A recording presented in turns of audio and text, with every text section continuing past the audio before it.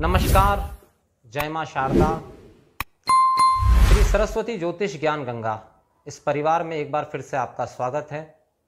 मैं हूं पंडित श्याम भारद्वाज और हाजिर हूं मैं अप्रैल 2024 का मासिक राशिफल लेकर 12 राशियों पर क्या प्रभाव होने वाला है साल के इस चौथे महीने का। गर्मियों की शुरुआत इस दौरान होने वाली है। इस माह में 3 बड़े ग्रह अपना राशि परिवर्तन करेंगे। सूर्य जो कि मीन राशि में चल रहे हैं 14 अप्रैल के दिन अपनी उच्चतम राशि मेष में प्रवेश कर जाएंगे।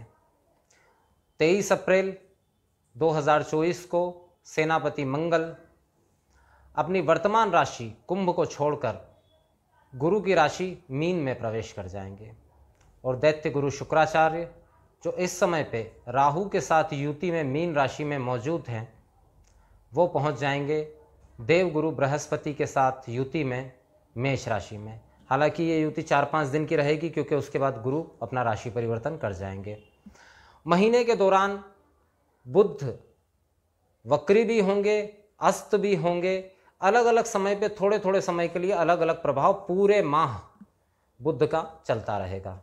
चंद्रमा जो हर 2 से ढाई दिन में गोचर करते हैं वो अपना गोचर जारी रखेंगे। क्या प्रभाव पड़ने वाला है 12 राशियों पर। राशियों के क्रम में अब हम बात करेंगे बुध देव के प्रधानत्व वाली राशि मिथुन राशि के बारे में।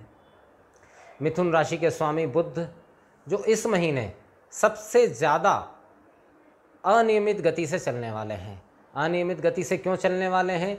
क्योंकि पहले वक्री होंगे, वक्री होकर अपनी निम्नतम राशि में आएंगे, उसके बाद में वापस से आगे बढ़ जाएंगे। पूरे महीने बुध देव का जो आचरण है वो बड़ा आगे पीछे होता रहेगा। तो राशि स्वामी बुध अलग अलग तरह की चाल चलने वाले हैं। तो क्या होने वाला है मिथुन राशि के लिए, कैसा रहने वाला है मिथुन राशि के लिए अप्रैल का महीना। अगर हम बात करें तो सबसे पहले शुरुआत जो है वो लाभ के साथ होने वाली है। गुरु बुध की युति धन लाभ कराने वाली है। निश्चित रूप से शेयर मार्केट से जुड़े हुए लोगों को लाभ होना लगभग तय मान के चलिए। शुक्र देव भी इस दौरान बहुत पॉजिटिव स्थिति में रहेंगे। तो कार्य क्षेत्र में जहां आप कार्य करते हैं वहां कहीं ना कहीं लोगों के लिए आप आकर्षण का केंद्र बने रहेंगे। आपके हाथों कुछ ऐसे कार्य या कुछ ऐसी स्थितियां बनती रहेगी कि जिससे लोगों का ध्यान आपकी तरफ रहेगा। आपके वर्किंग स्टाइल को लेकर लोग बहुत पॉजिटिव प्रतिक्रिया आपको आपके बॉस से या आपके कलीग्स से मिल सकती है। लेकिन बुध जब नीच भाव में भ्रमण करेंगे, अपने निम्नतम स्थिति में रहेंगे, उस दौरान आप कैलकुलेशन में गलती कर सकते हैं। कैलकुलेशन में कैसी गलती हो सकती है? तो हो सकता है किसी कार्य को आप बहुत बड़े पैमाने पर सोच रहे हों लेकिन उसका रिजल्ट कम निकल कर आए। तो थोड़ा सा कैलकुलेशन ठीक रखिएगा, कोई दिक्कत नहीं होगी। फिर भी यहाँ पर बुध की स्थिति ये भी दिखा रही है कि गृह निर्माण आप कर सकते हैं। नई ज़मीन अगर आप खरीदना चाहते हैं, प्रॉपर्टी संबंधित कोई डील करना चाहते हैं तो उसमें लाभ होता हुआ दिख रहा है। प्रॉपर्टी की दलाली में, ब्रोकरशिप में भी आपको लाभ होता हुआ दिखाई दे रहा है। वो लोग जो प्रॉपर्टी में ब्रोकरशिप का काम करते हैं उनके लिए प्रबल लाभ की संभावना यहाँ पर होती हुई दिखाई दे रही है। सूर्यदेव जब मेष राशि में भ्रमण करेंगे महीने के मध्य में तो लाभ की मात्रा को एकदम से बढ़ा देंगे। इस समय पराक्रम आपका एकदम से बढ़ जाएगा। आप ज़बरदस्त पराक्रम करेंगे और पराक्रम की वजह से लाभ निश्चित रूप से होगा। लेकिन समस्या क्या होगी? तो क्रोध इस समय पे अत्यधिक बढ़ा चढ़ा रहेगा। अत्यधिक क्रोध की स्थितियां आपके अंदर रहेगी। आप टेम्पर बहुत जल्दी लूज कर जाएंगे। तो थोड़ा सा अपने आप को आत्मसंयत रखने का कोशिश करें क्योंकि यहाँ पर अत्यधिक क्रोध में हो सकता है आप आपका नुकसान कर लें। देखिए, आपका क्रोध जिस पर भी आप करेंगे निश्चित रूप से वो सामने वाला आपसे दब जाएगा, आप उस पर हावी रहेंगे, लेकिन हो सकता है निजी रूप से आपको इसका नुकसान हो जाए।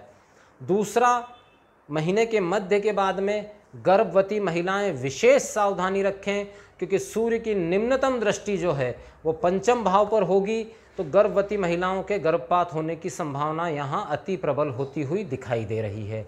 इस बात का विशेष ख्याल रखें।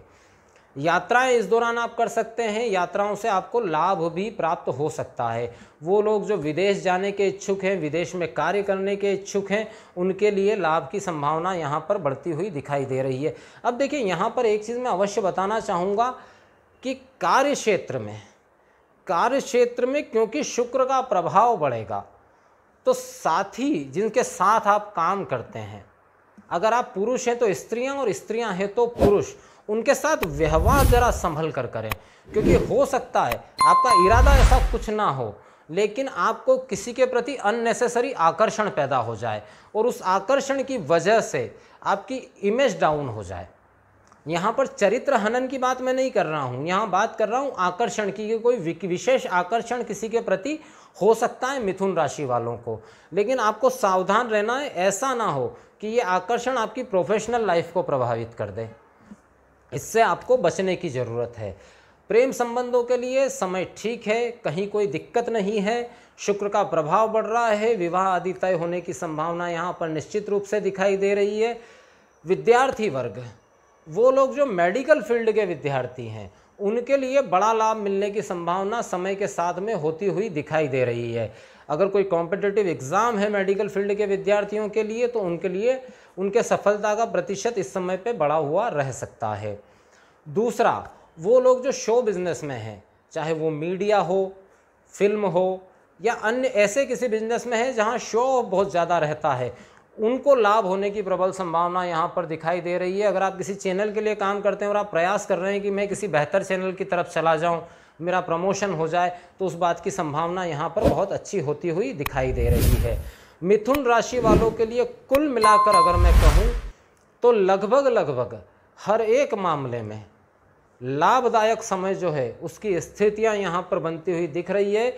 आप आत्मसंयत रहें, अहंकार ना करें और सबसे बड़ी चीज़ क्रोध पर नियंत्रण रखें। अगर आपने क्रोध पर नियंत्रण रख लिया तो समझ लीजिए आप सारी बाजी इस समय पे जीत जाएंगे, क्योंकि काम अगर बिगड़ेगा तो आपके क्रोध की वजह से ही बिगड़ेगा या आपकी जल्दबाजी की वजह से ही बिगड़ेगा, अन्यथा कहीं कोई नुकसान की संभावना पूरे महीने में होती हुई नहीं दिखाई दे रही है। क्या करना चाहिए मिथुन राशि वालों को इस समय पे? देखिए, जैसा कि मैंने शुरुआत में कहा, बुध देव बड़ी अनियमित गति से चलने वाले हैं इस महीने में, तो महीने के बीच बीच में आपको महसूस होगा, कभी आप अपने आप को अति उत्साही महसूस करेंगे, कभी आपको ऐसा लगेगा कि चुटकियों में आपके काम बन रहे हैं, और कभी ऐसा लगेगा कि यार काम तो बन ही नहीं रहे हैं। तो आपके नेचर में भी वो फ्लक्चुएशन बार बार आपको महसूस होगा। तो ऐसे समय पे क्या करना चाहिए? देखिए, बुध देव के स्वामी कौन है? तो गणेश जी की आराधना करिए, गणेश जी के मंदिर में जाइए, घी का दीपक लगाइए, अथर्व शीर्ष का पाठ करिए, ओम गण गणपतिये नमः, ओम गण गणपतिये नमः। इसका रोजाना कम से कम 108 बार पाठ करिए। हरे रंग के वस्त्रों का दान करिए, किन्नरों को दान करिए, किन्नरों को हरे रंग के वस्त्र का दान करिए, आपको बहुत सारी समस्याओं से आप बचे रहेंगे। तो ये था मिथुन राशि का अप्रैल 2024 का मासिक राशिफल। जय मां शारदा।